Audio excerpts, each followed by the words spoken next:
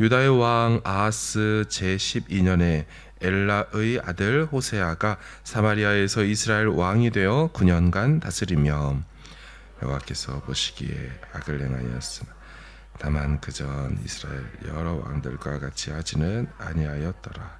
아수르의 왕 살마네셀이 올라오니 호세아가 그에게 종이 되어 조공을 드리더니 애굽의 왕 소에게 사자들을 보내고 해마다 하던 대로 아수르 왕에게 조공을 드리지 아니하매 아수르 왕이 호세아가 배반함을 보고 그를 옥에 감금하여 두고 아수르 왕이 올라와 그 온 땅에 두루 다니고 사마리아로 올라와 그것을 3년간 애워쌌더라. 호세아 제9년에 아수르 왕이 사마리아를 점령하고 이스라엘 사람을 사로잡아 아수르로 끌어다가 고산 강가에 있는 할라와 하볼과 메대 사람의 여러 고을에 두었더라. 이 일은 이스라엘 자손이 자기를 애굽 땅에서 인도하여 내사 애굽의 왕 바로의 손에서 벗어나게 하신 그 하나님 여호와께 죄를 범하고 또 다른 신들을 경외하며 께서 이스라엘 자손 앞에서 쫓아내신 이방 사람의 규례와 이스라엘 여러 왕이 세운 율례를 행하였음이라. 이스라엘의 자손이 점차로 불의를 행하여 그 하나님 여호와를 배역하여 모든 성읍의 망대로부터 견고한 성에 이르도록 산당을 세우고 모든 산 위에와 모든 푸른 나무 아래에 목상과 아세라상을 세우고 또 여호와께서 그들 앞에서 물리치신 이방 사람같이 그곳 모든 산당에서 분향하며 또 악을 행하여 여호와를 경노하게 하였으며 또 우상을 섬겼으니 이는 여호와께서 그들에게 행하지 말라고 말씀하신 이르라. 여호와께서 각 선지자와 각 선견자를 통하여 이스라엘과 유다에게 지정하여 이르시기를 너희는 돌이켜 너희 악한 길에서 떠나 나의 명령과 율례를 지키되 내가 너희 조상들에게 명령하고 또 내 종 선지자들을 통하여 너희에게 전한 모든 율법대로 행하라 하셨으나 듣지 아니하고 그들의 목을 곧게 하기를 그들의 하나님 여호와를 믿지 아니하던 그들 조상들의 목같이 하여 여호와의 율례와 여호와께서 그들의 조상들과 더불어 세우신 언약과 경계하신 말씀을 버리고 험한 것을 뒤따라 허망하며 또 여호와께서 명령하사 따르지 말라 하신 사방 이방 사람을 따라 그들의 하나님 여호와의 모든 명령을 버리고 자기들을 위하여 두 송아지 형상을 부어 만들고 또 아세라 목상을 만들고 하늘의 1월 성신을 경배하며 또 바알을 섬기고 또 자기 자녀를 불 가운데로 지나가게 하며 복술과 사술을 행하고 스스로 팔려 여호와 보시기에 악을 행하여 그를 경노하게 하였으므로 여호와께서 이스라엘에게 심히 노하사 그들을 그의 앞에서 제거하시니 오직 유다 지파 외에는 남은 자가 없으니라.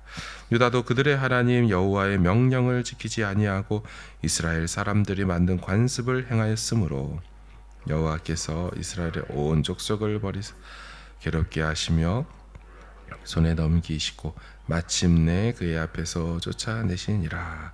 이스라엘을 다윗의 집에서 찢어 나누심에 그들이 느밧의 아들 여로보암을 왕으로 삼았더니 여로보암이 이스라엘을 몰아 여호와를 떠나고 큰 죄를 범하게 하매 이스라엘 자손이 여로보암이 행한 모든 죄를 따라 행하여 거기서 떠나지 아니하므로 같이 읽습니다.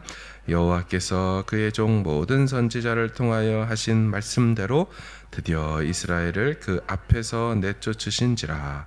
이스라엘이 고향에서 아수르에 사로잡혀 가서 오늘까지 이르렀더라. 아멘. 슬프게도 드디어 북이스라엘이 멸망당합니다. 209년 동안 19명의 왕들이 있었지만 결국 망하게 되었습니다. 오늘 본문 속 이스라엘 이 마지막 왕은 호세아입니다. 왕이 되어 9년간 다스리고 아수르에 의해서 멸망당했습니다. 이 북이스라엘의 마지막 왕 호세아는 이전 왕이었던 베가를 죽이고 왕이 된 사람이죠. 그는 스스로의 힘으로는 왕이 되지 못해서 이방 나라 아수르의 도움을 얻어 왕권을 가졌습니다. 그러니 당연히 아수르에게 잘할 수밖에 없었죠. 통치 9년 동안에 적어도 4, 5년은 조공을 잘 갖다 바쳤습니다. 그러나 어느 순간 아수르에게 조공 바치기를 그만두죠. 아수르가 가만히 있을까요? 그렇지 않습니다. 대번에 쳐들어와서 호세아 왕을 옥에 가두었습니다. 그리고 북이스라엘 수도인 사마리아를 3년간 둘러싸고 옴짝달싹 못하게 했죠. 자, 이렇게 3년이 지나자 북이스라엘은 아수르에 의해서 멸망당한 것입니다. 역사적으로 아수르는 굉장히 잔혹한 나라로 알려져 있죠. 사람의 스킨을 벗겨서 죽이기로 유명했던 나라입니다. 사슬로 묶는 수준이 아니라 몸에 뚫어서 엮은 채로 끌고 가는 그런 나라였습니다. 게다가 아수르는 아예 다시 나라가 회복될 수 없도록 회생 불가능하게 만들었던 나라입니다. 어떻게 했는가? 해당 나라 사람들을 자기네 나라로 끌고 가서 여기저기 흩어져서 살게 했습니다. 그러니까 끌려가도 서로 뭉쳐 있으면 반역을 꾀할 수 있기 때문에 아예 흩어버린 거죠. 자, 그게 6절에 나와 있습니다. 호세아 제9년에 아수르 왕이 사마리아를 점령하고 이스라엘 사람을 사로잡아 아수르로 끌어다가 고산 강가에 있는 할라와 하볼과 메대 사람의 여러 고을에 두었더라. 흩어놓은 거죠. 자, 이뿐 아니라 이 북이스라엘이 살고 있던 원래 땅에는 자신들이 정복했던 타 민족들을 끌어다가 여기에서 북이스라엘에 강제로 와서 살게 했죠. 24절을 보시면 오늘 본문 다음 구절이죠. 내일 본문 첫 절을 아수르 왕이 바벨론과 구다와 아와 하맛과 스발라임에서 사람을 옮겨다가 이스라엘 자손을 대신하여 사마리아 여러 성읍에 두매 그들이 사마리아를 차지하고 그 여러 성읍에서 거주하니라. 아멘. 그러니까 원래 나라 백성들은 외국으로 다 이주시켜서 흩어져 살게 하고 살고 있던 고향 땅에는 전혀 상관없는 민족들을 데려와서 거기 살게 만든 거죠. 이러한 이주 정책을 아수르는 약 200년간 행했습니다. 자, 어떻게 되었을까요? 북이스라엘은 다시 뭉치지 못했고요. 타국에서 타국 여인들, 타국 남자들과 결혼하여 살면서 자기들의 문화, 자기들의 언어, 정체성을 다 잃어버렸습니다. 완전히 이방 나라와 혼합되고 혼혈되어서 사라지게 됐죠. 그래서 신약으로 가보면 우리가 유다인들, 유대인들이라고만 하지 이스라엘 사람들 이런 말이 없죠. 남유다 사람들만 나라가 망해도 자기네 민족 정체성을 가지고 살았지 이 북이스라엘 사람들은 아수르의 강제 이주 정책과 혼혈 정책으로 민족이 없어졌습니다. 참 안타까운 일이죠. 북이스라엘의 마지막 왕은 호세아 왕입니다. 이름 뜻이 구원이라는 뜻이죠. 본문 2절에 보면 이 호세아 왕에 대한 평가가 나옵니다. 여호와 보시기에 악을 행하였으나 다만 그 전 이스라엘 여러 왕들과 같이 하지는 아니하였더라. 그러니까 평이 어떻게 됩니까? 호세아 왕은 악하기는 한데 이전 왕들보다는 좀 낫다. 그런데 그 정도로는 부족합니다. 완전히 여호와께로 돌아오지 않는 한 조금 차별을 둔다고 해서 돌아왔다고 볼 수가 없습니다. 당시 북이스라엘에 이 왕 호세아와 같은 이름의 선지자가 있었습니다.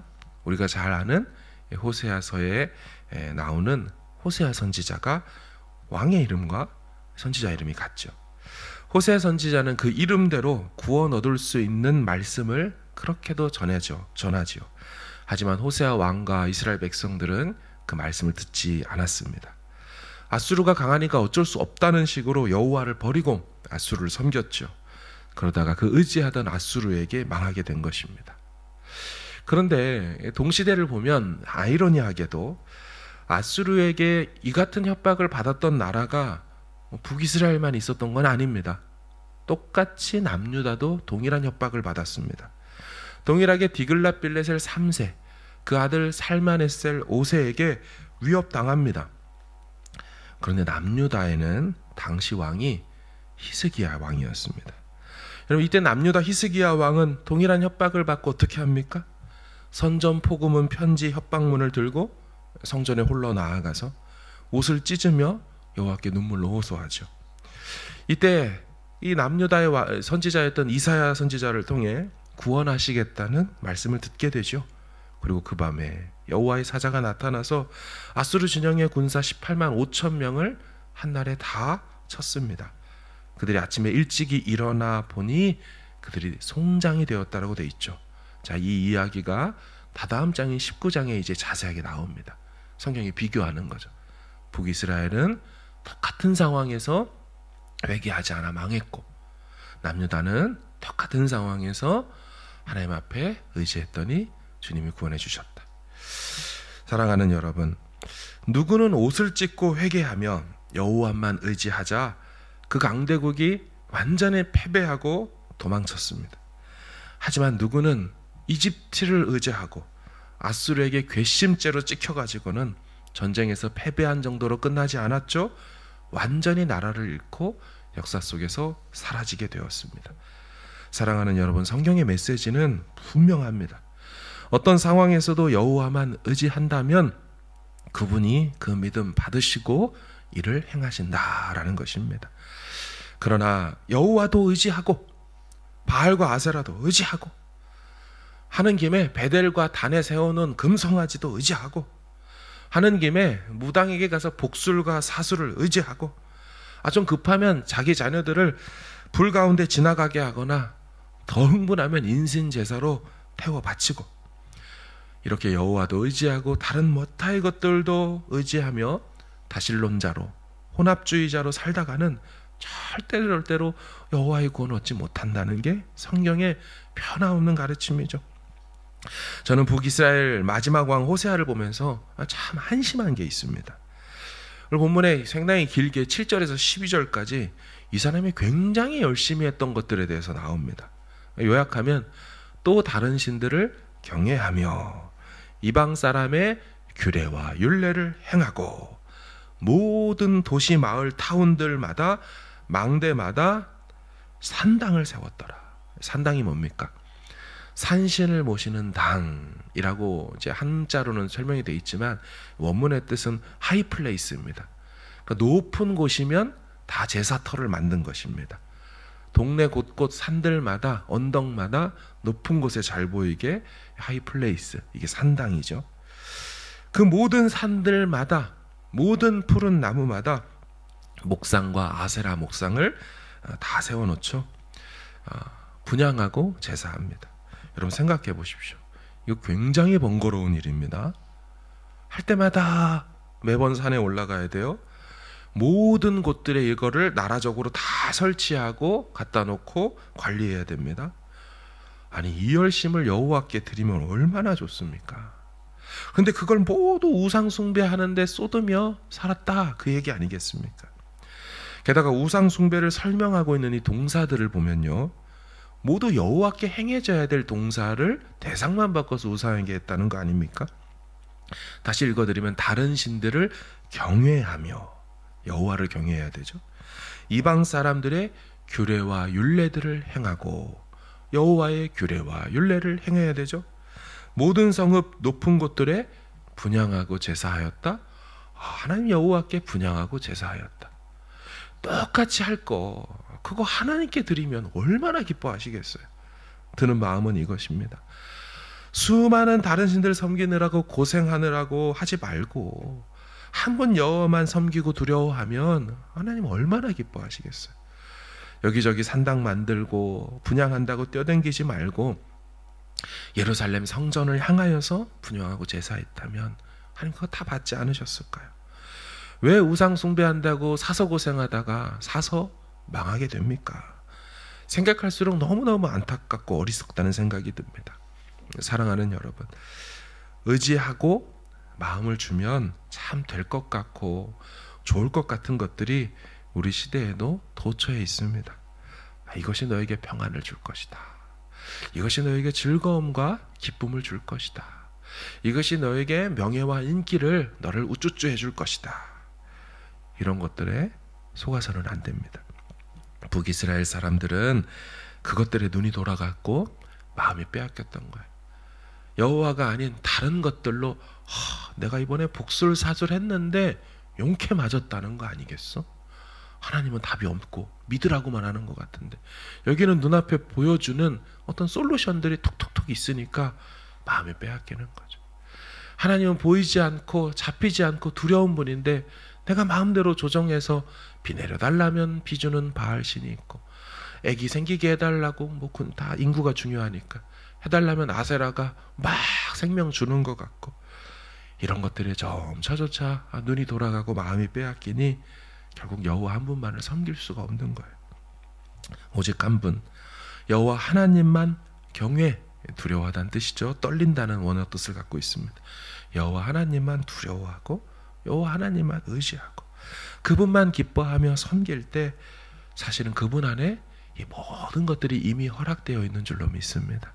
신약에 가보면 예수 그리스도 안에서 하늘에 속한 차원의 모든 신령한 복, 영적인 복들을 이미 우리 안에 다 주셨다 그래요. 그것이 눈에 보이지 않는다고 없는 게 아니죠. 그분 안에서 다 우리에게 필요 적실한 때마다 시마다 공급하여 주시는 은혜들이 있습니다. 그것을 믿음으로 바라보고 세상의 눈길과 마음 주지 않는 그분의 백성, 그분의 자녀만 되기를 주님의 이름으로 축원합니다. 아멘.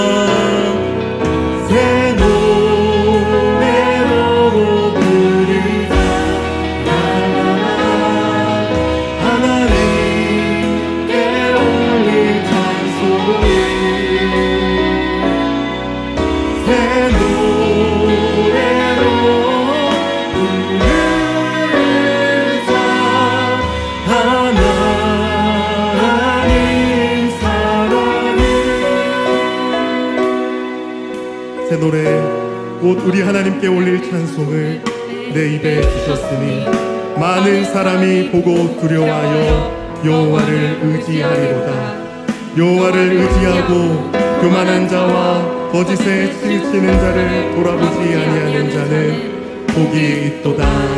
할렐루야. 아멘.